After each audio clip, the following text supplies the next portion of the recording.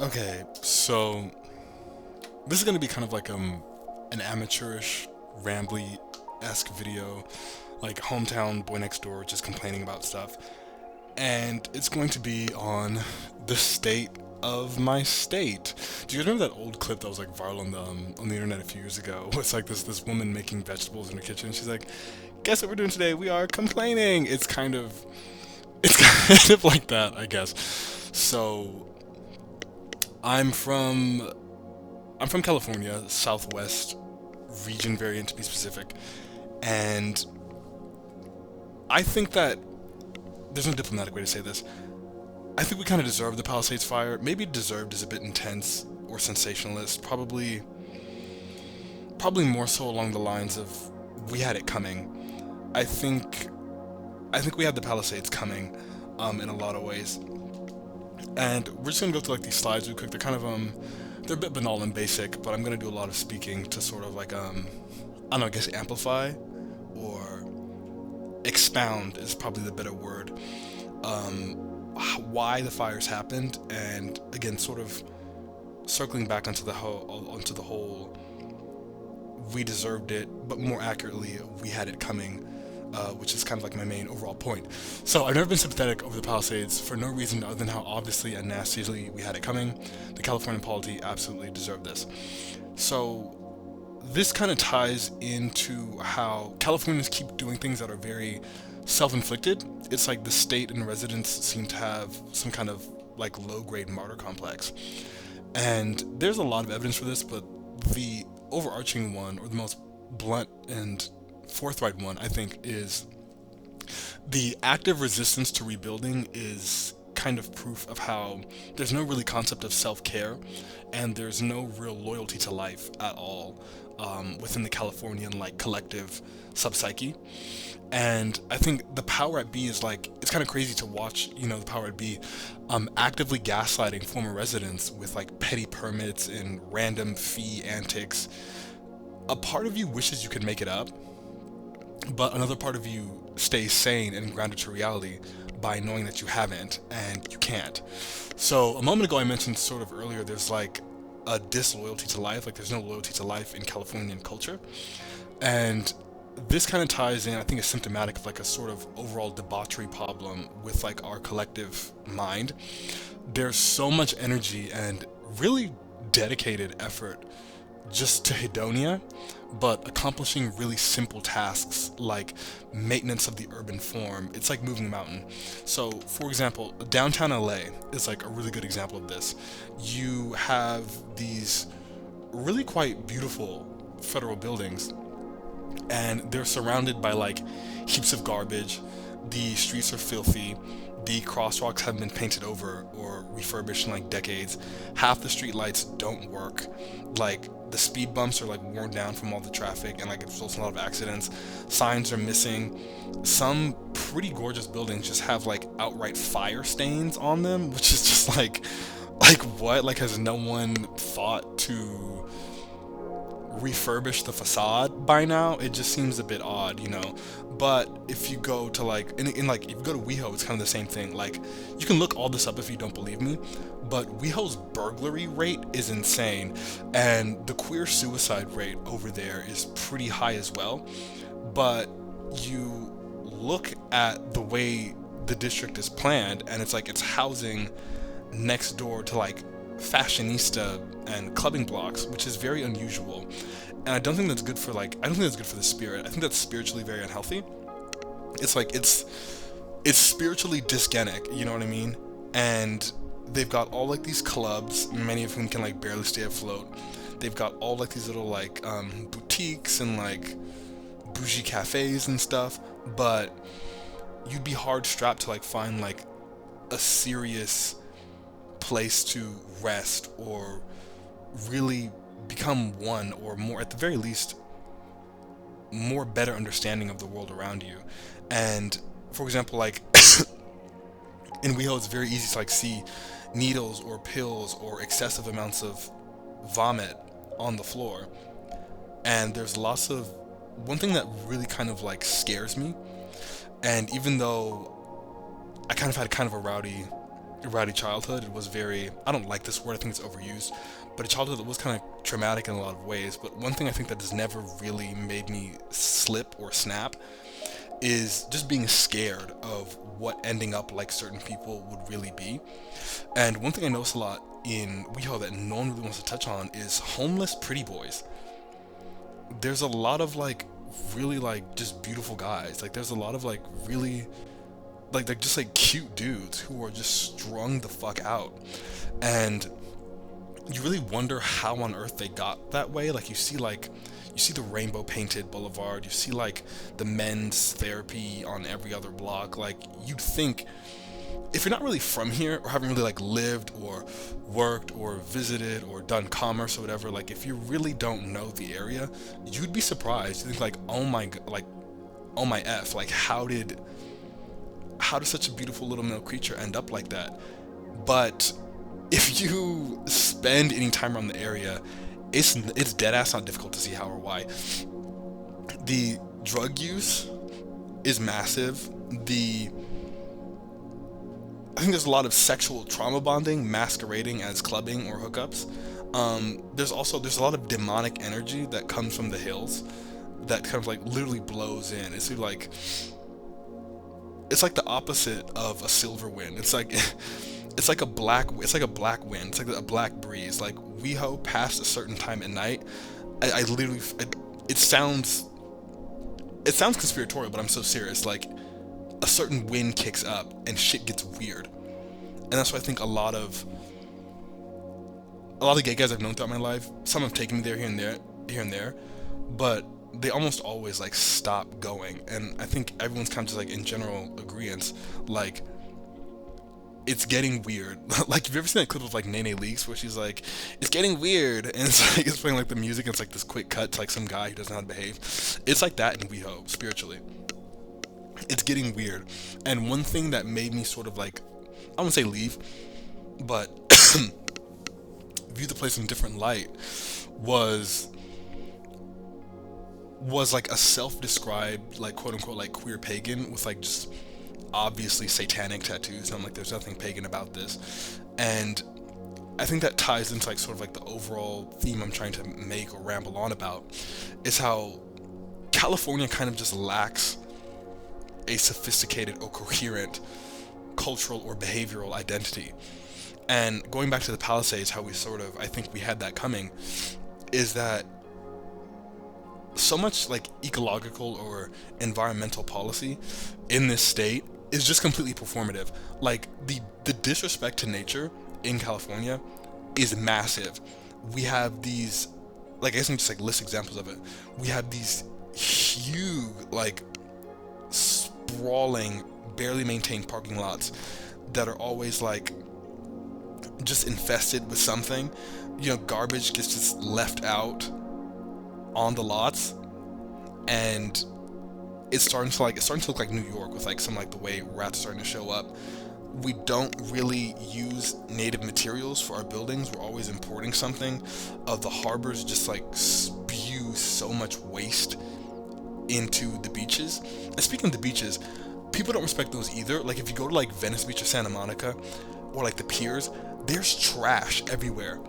Like I used to walk with my mom as a kid, and my stepmom too, like down in Long Beach, on like the beaches, and just feeling like just pure smooth sand under my skin. And over the past few years, I've gone on dates back to those beaches twice, once with a girl, once with a guy, and both times I would stick my feet in the sand and pull it out, and there'd be like a bag of chips on my feet or something. Like there's bottles, there's wrappers, there's razors, there's needles. Like there's pretty much every thing or ick you could imagine just on the beaches of California for no reason. So I'm really not buying like that whole like that rose-colored glasses liberal, like, oh, like live with the land, like California weather unbeatable, like blah blah blah. I'm not buying that. Like it's, I hope this doesn't sound too exaggerated. It's like blasphemy against the elements, honestly. We allow our reservoirs to be tapped as well, which is something I never understood. Like, why would you Like, in a place that has wildfires in the way that California does, I don't know what will possess you to do that. But yeah, we pretty much just do whatever with the reservoirs. Like, there's no water regulation at all or ever. And another thing that irks me a lot is how quote unquote farmers, they're not even really farmers. I don't know why we use that word. They're more so growers. They just like grow like alfalfa, soy, and it gets shipped off to like Taiwan or China, and it's like, why are we depleting lakes and estuaries at exponential rates just to like send some beans to Sichuan? Like, I don't understand. It doesn't make any sense to me at all. And this kind of ties into like how environmental disrespect is contributing to like California's high food prices, because a lot of like people, not to get like too political, just harp on it, but a lot of like liberals or progressive minded people think like, oh, like fifth largest economy, like, oh, like we grow so much. Here's the thing, we really don't, because most of our agricultural bounty is just like nuts, which is cool. I mean, absolutely. I mean, I love them, but like you can't live off almonds. Like you can't just have an apple diet. Like California, all things considered, in terms of like diversity of crop and like how much an average person that crop could feed, or like an average serving could be good for, California doesn't, all things considered, grow that much. And then when you further factor in like how much of it, sorry, I'm a bit sick, but when you further factor in how much of that gets shipped out of state or even outright out of fucking country, like the amount we actually have to live off of is sincerely not that much. It's I think ideologues grossly exaggerate how productive our agri sector is, and a polity that can't feed itself cannot stand itself, I think. And that's a maxim that I see when I observe history and like, just sort of pour through the old tomes and see what went wrong. And we are on that kind of track, I think. So the reason why the Palisades happened, for those of you who don't know, is that reservoirs were completely tapped.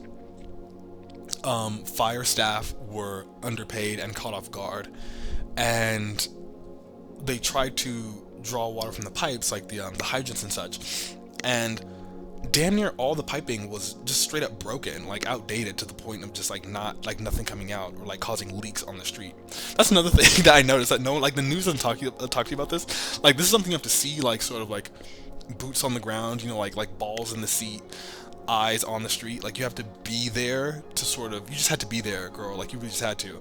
But something that happens a lot in like the California, or like I guess just like LA County, like just space, is that whenever someone tries to like start like put out a fire, you notice like the streets flood.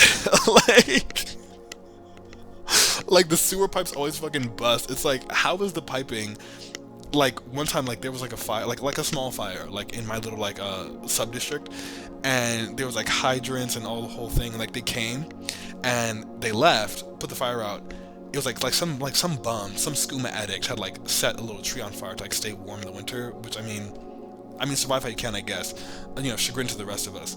But they put it out, and literally for like 4 days, like there was like this huge well up of like water from like from like where they plugged into like the hydrant, and like the hydrant too, and all like little like sea drain, like those like grates on like the blocks around it, immediately surrounding, just completely flooded. And like it was like near a hill, so there's like little depressions, and like a good 2 or 3 streets were just completely like sunk with water, and it was like muddy and boo-booey, and my whole neighborhood was just kind of like collectively like, oh, like we were all just like collectively and colloquially like, oh, what the fuck, like that's a thing now.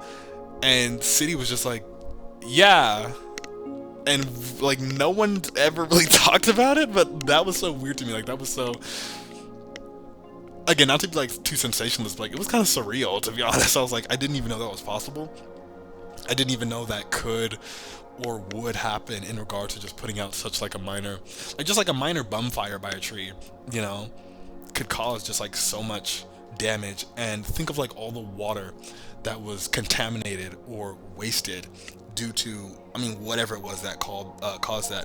It was fixed, like men did come with construction and stuff. And to be fair, in their defense, I would never spit on Everett's grave. In those firefighters and construction workers' defenses, this was kind of a while ago and it hasn't happened since. But maybe that could be because there's been no bonfires or any trees nearby since. I don't know if it's actually fixed or not. And that's another thing about California that kind of bothers me too, is the sort of low grade psychosis of not being sure what anything means or how or why anything functions. And like I said, I talked about earlier about sort of like blasphemy against the elements, about how like California culture, whether it admits it or not, or whether it's deliberate or not, seems to make like these very like subtle efforts towards just not really treating the environment that birthed it very well. So that's sort of my overarching, like, I guess the assumption that I've ultimately come to is that we are doing this to ourselves. Like again, like, I do want to be honest and say that, not everyone's a villain and that we do live in a very like environmentally overactive place. But I also just feel an ethical and intellectual calling to just kind of say that we need to be more for real about what we are or aren't doing with our resources or with our land. Another thing that Hollywood kind of in general struggles with too, like, and I think it has permeating ramifications for the rest of the state, is it's a problem of deracination. If you don't know what deracination is, I think you should look it up, because and I'm warning you, it's very intense. It can be very depressing. Like really having like a full like philosophical and anthropological understanding of what it is and then witnessing it, it can give you ego death several times over. Like, I think some more sensitive people might just straight up want to die after really understanding what it is I'm on about. So just warning you, but just look up deracination, and also like maybe sort of browse or skim through like some religious or philosophical texts or digests on what degradation really is. But yeah, Hollywood, I think, is spiritually and behaviorally deracinated and degraded. And Hollywood, as I think the real capital of this place, a lot of people don't understand like how like sort of how like soul release or mind transfers really work. But it happens, I guess I give you guys a little bit of a hint. It happens at altars, it happens in palaces and tombs, it radiates from museums. It happens effortlessly on stages as well. But when you look at all of the mediums through which, certain tapestries are woven, the highest amount of them is concentrated in LA County and really Hollywood proper. So, like I said, no one's really checking for like San Diego, Sacramento, San Fran. Like they're just not. And that sounds fucked up. That sounds kind of like LA supremacist talk, but like it's true. It's the truth. Like, like Hollywood, I think spiritually and psychologically like is the capital of this state. Like certain other cities really just be damned. But in Hollywood, I think the misery is palpable. Pills, needles, stolen goods, all visible on the ground, with, howling winds, gangrenous bums moaning out on the floor, police walk by, do nothing, and a tattered, dirty poster for a Marxist rally blows by or is hanging on by a thread to the signpost. It's pretty macabre, honestly. It's pretty sardonic. But at the same time, well, before I say that, it's like people have been scathed at the cognitive level. It's like people have been like mentally ablated by something really wicked. And I guess I'll throw in some balance to that take by saying I don't entirely or supremely feel bad for no reason other than the fact that doing black magic takes its toll. I don't know what else to say. Like it's it's not much more than that. I mean, I can say like, damn, man, but at the same time, again, it is no less than at least 25 to 35% of it is self-inflicted. So there's really only, I do think pity and hope are attributes, and I try to have those for people, but at or past certain points, there's really only so bad I think you can feel on someone else's behalf, especially when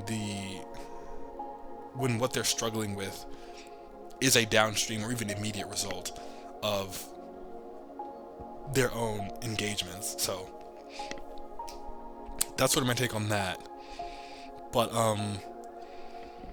yeah, so in regards to the fires, I guess if I could just wrap this all up, the rates of things burning down, the rates of people offing themselves, the rates of people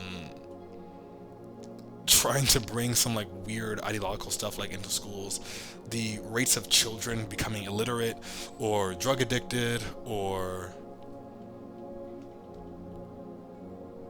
I don't want this video to get taken down, so I won't say that. But I think all of it ties into sort of just this fundamental, this behavioral, and in a very subtle way, almost kind of prideful disconnect and detachment from, I think, the natural and really, really quite burgeoning world around us that makes this state what it is. And I say this all the time, and I always get either like a dagger-eyed stare or like a camaraderie chuckle. And I say that California's weather and immediate ecology do a lot of heavy lifting. Like, if it weren't for the views, this would be a third world country in more ways and places than one. And some people say I'm exaggerating, but I really don't think I am. Like, certain parts of this state they're fucked up. Like, there's like, if it weren't for the weather, California would be classified as a failed state. So just a word of I guess maybe advice to people who might be coming here or might want to come here. As a native Californian, number one, I would say don't. Your hometown loves you. You're not together anymore, but that first boyfriend you had at, Blue Creek College does think about you sometimes. If you think we're gonna sell your favorite dish here, they're probably not. You can just stay, where you are. You can go to that, bodega that's been there for forever, or that little like shop. I would say, like, no one in California is going to like you any more than the people where you are would miss you. So just stay where you are, figure it out. Like, I don't want to be a downer, because some people do come here. Some people do come to LA and like really do fucking make it. Like, some people, like, for some people, San Diego really is like their true meant to be homeland. But I think just like overall or out and around, you shouldn't really be coming to California. Not right now, at least, because a lot of people really like severely underestimate just how convoluted the bureaucracy is, or just how careless and really just sort of anthropomorphic the culture can be at times. So yeah, that's one thing to be aware of. But number two, if you do come here, I would say be prepared to fight. There's a lot of bums. There's a lot of raving skooma addicts. There's a lot of people that are gonna try to get you wrapped up in certain things for no reason. And if you are not capable or experienced in physical or psychic combat, this state is going to tear you 7 ways Sunday. Like, that's just the truth. Number three is, I would say, prioritize urban zones. That's one of the silver linings of California culture. I think that's that's like our little ray of light. It's like some part of us is just naturally, deeply, and thoroughly urban. And I think that's really nice. So I would say, try to come or spend your time around the walkable districts, or like certain centers, or like maybe like in proxima of downtowns or like by some of the nicer tram or train stations. Like, you know, like California isn't nice very often, but when it is, it's like, wow. Like, this state doesn't shine often, but when it does, it's rainbows. Like, it's really, there is real beauty here, even if it only comes in modicums or intermittently. So if you do decide to come here, I would say focus places like that. It'll keep you sane, and it'll keep you alive too, especially if you're one of the cities or districts whose crime is not the most palatable, which is rapidly becoming all the cities, like, at this point. But I guess we're number 4. My number 4 tip would be come here for a reason. Just come here for a reason. Cause I'll say one thing. This is gonna sound, oh my gosh, this is gonna sound, okay, no hate to like people from like other like iconic or capital cities, but like a lot of New Yorkers like come to LA and get devoured. And that throws people off. Like, I think that makes so many people feel surprised. But yeah, like a lot of New Yorkers come to Los Angeles or like just California and like just all around, and it doesn't go well for them. And I just want to tell you now, like, as a native Californian, that sort of like easy-go-lucky does not really go here. It's nothing personal. It's like there's too many people, there's too many industries at once, there's too much excess psionic energy, there's too many blood ties and blood feuds. Like, you can't just be la in Cali. Those days are kind of past you. If you do that, it's going to, if you're familiar with Dungeons and Dragons, it's going to be like Menzoberranzan for you. And that's sincerely not an exaggeration. If you're familiar with like Baldur's Gate 3, or I think Baldur's Gate 2 had it featured a bit more. But also you can just like browse like their wiki a little bit, or just like kind of like look it up if you're just curious. But you can see the Drow, or the Underelves, and their beautiful but oftentimes just a bit hellish capital of Menzoberranzan, located deep within the Underdark. Beautiful place. People are interesting to say the least. One of the oldest cities like in its universe. It's a really beautiful just like concept. Like, I really like it. Like, just the concept of like spider demon worshipping super wise elves like 3 miles underground. Like, it's super high concept. I also recommended the book Exile by R.A. Salvatore. But not to ramble too hard. But one of the good things about Menzoberranzan is, like, for example, like the architecture or the culture or the wisdom of its governance. But another thing about Menzoberranzan is that it's sort of it can be a bit insidious at times. Like, there's no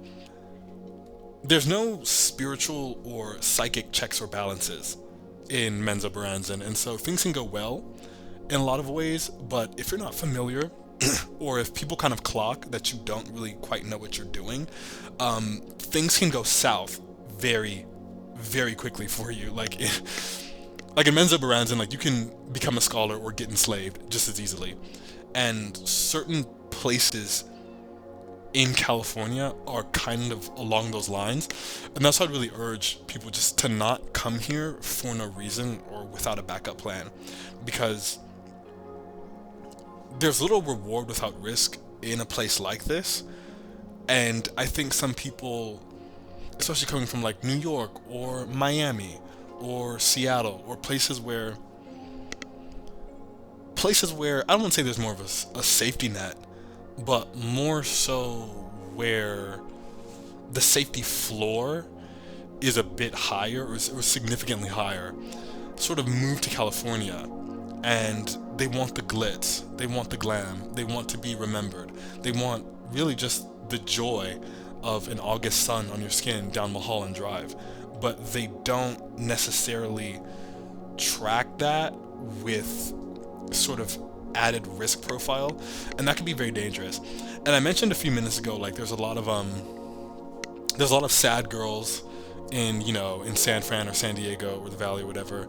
There's a lot of homeless pretty boys in WeHo, and I think, again, I don't know this for sure, this is not really something you could ever like confirm the conventional sense, but I strongly suspect a lot of those people are out-of-staters who came here and did not really realize or were never really made aware of just how deep the black magic runs on certain things, and they weren't physically prepared, they weren't spiritually experienced enough. They did not have sort of like the psychic safeguards to prevent the spiral that they're now engaged in. Another thing I would tip, I guess, is like what, like tip number 5. This is kind of just for anyone outright, but I would say dark magic a bit, and I define dark as the soul and the psyche passing through each other. I don't really, not like, people use. I operate on the maxim that if they're different words, they're different things. Like, people use like dark, shadow, black, oblivion. Like, they use like all these really different words interchangeably, and I don't like that. It's like I've heard people who aren't really into spirituality or theosophy kind of try to describe it, and I've oftentimes never just had the heart to tell them that, like, they're talking about completely different things, But I think I would say some of the characteristics of black magic would be trying to use emotions and truth interchangeably. That would be one. Another would be like perverse or abnormally high resource costs. Another one would be negativity as default, like trying to basically like mind stealing, copying ideas, theft of style, like basically just sort of spiritual, being a spiritual parasite is definitely a hallmark of, I would say, black magic. But black magic is always inherently cowardly to some degree and extent. So again, it sounds Darwinian, it sounds Machiavellian, and you watch the news and you see like this California culture of like, oh, what about the immigrants? Or, oh, what about the this or that? And I do want to tell you, honestly and forthright, if you plan on coming here, that much of that is just performative. It is performative outright. Like, there's no way around it. Like, a significant part of California culture is very altruistic, and altruistic is defined as good for evil reasons, and that can contrast with benevolent, which is evil or a bit moderate for good reasons. But yeah, Californians are or some of them anyway, they're very altruistic, and just keep that in mind, I suppose.